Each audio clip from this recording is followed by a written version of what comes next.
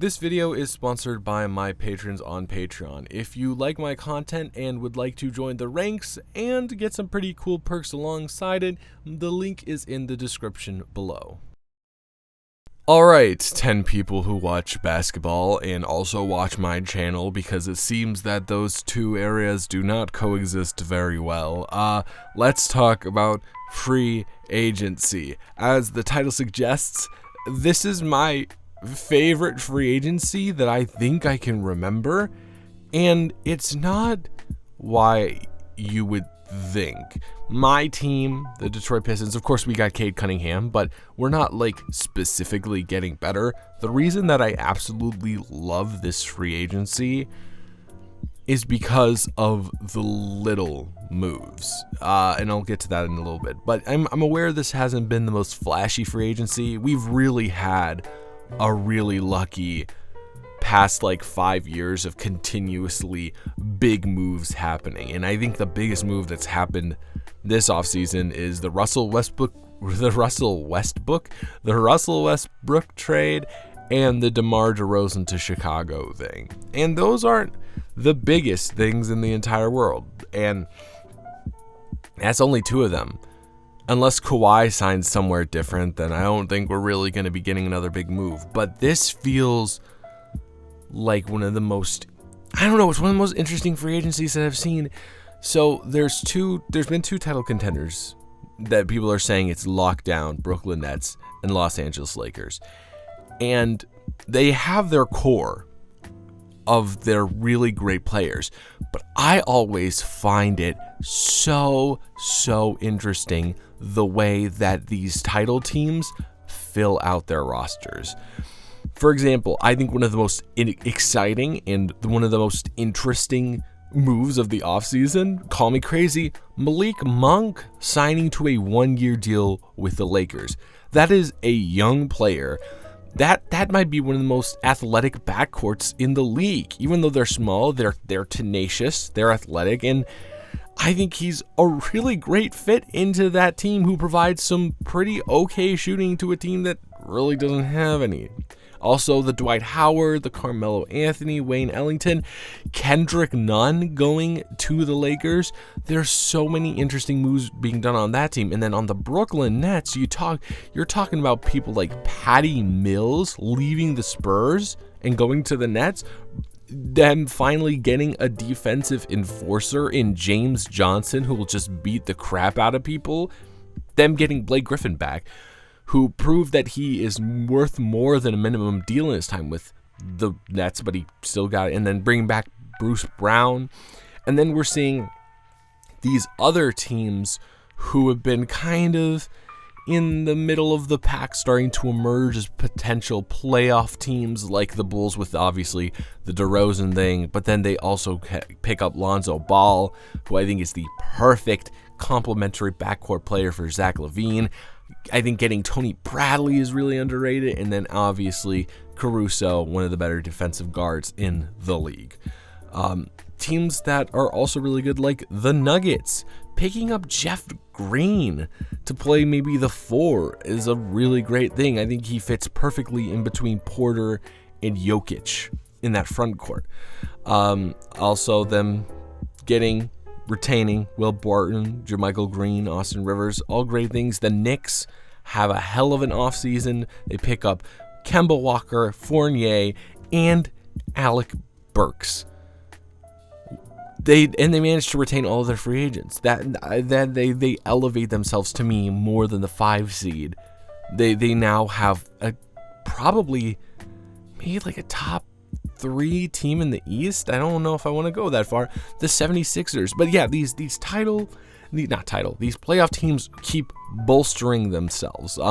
Andre Drummond going to the Sixers, backing up Joel Embiid. If they really wanted to go crazy, they could potentially put Embiid at the 4, Tobias at the 3,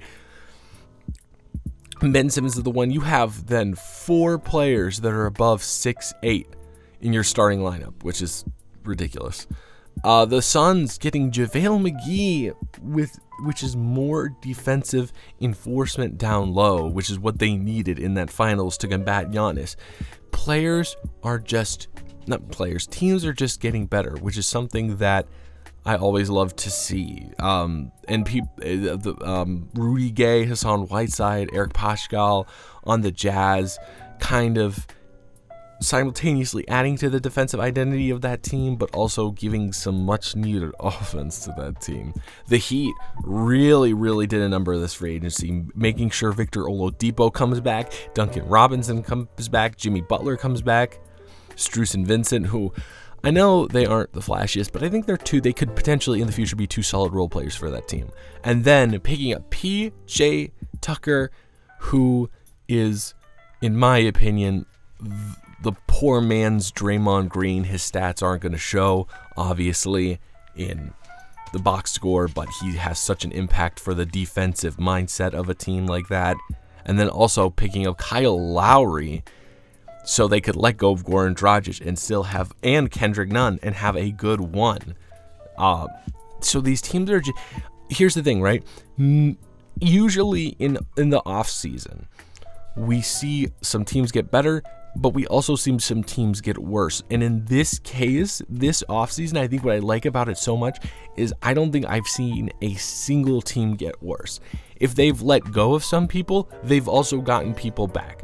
You know what I mean? It's such an interesting dynamic, and I'm really excited to see how this offseason plays out. First of all, I want to see if LaMarcus Aldridge goes anywhere, but I'm also more importantly really excited to see how the season pans out because of all these little role player moves, which really, get my gears going, get me excited for the future. So yeah, just want to do a little bit of an update about the NBA free agency, and if a Kawhi Leonard go somewhere else, which he very likely will not, I will make something about that. Is there anything else I want to talk about? Also, I think the Bucks did a great job by bringing back George Hill, veteran leadership at the point guard, and then bringing back Bobby Portis on, I think, the biggest steal of a contract in the league for like 2 years. I believe it's either 9 or 11 million.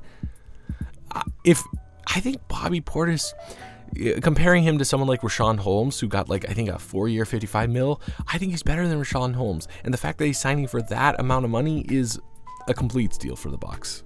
Is there anything else I want to talk about? I don't know. I don't really think so. I think I got to everything that I needed to get to. Also, keep an eye out, I think, for the Spurs, because I think they're going into tank mode, and I'm very interested to see how that rebuild goes. Also, Spencer Dinwiddie leaves and signs with the Wizards. I don't really care. The Wizards are a non-factor in every sense of the word. So, but that's the last big move, I think, that big in quotation marks, seen this offseason. Is there any? The Warriors are going to have Clay back, which finally, and then also bringing in Otto Porter and Nemanja Bjelica, I think are also really good moves to add to that wing depth, especially now that Paschall is gone for a second round pick, which again, don't really understand that trade, but I think Otto Porter Jr. slides into that undersized, able to stretch the floor for has about the same defensive ability that Paschall had. So I guess I should talk about my team, the Pistons. Kelly Olynyk, I actually like that as a signing. He can either start at the 4 for us or no, but he's going to back up Jeremy Grant. But I like him as a stretch big because we don't really have big players on our roster as of this point. The Trey Lyles deal doesn't make any sense to me. Bringing back Corey Joseph doesn't make any sense to me. But I really like re-signing Saban Lee because he proved to be a competent backup or a role player on our team, and 3 years is a pretty good signing price for him. So yeah, I love this offseason. I love this offseason more than I've loved, I think, any offseason in the past decade, because it's like we're seeing this anticipatory buildup of all these little pieces falling into place that's going to lead up to an awesome recovery season from the delayed season that we just had. So yeah, that's about it for me on this. I hope you guys have a wonderful rest of your day. I would like to thank my patrons, Carl McGee in West of Kentucky, and my producer, the BC Film Reviews.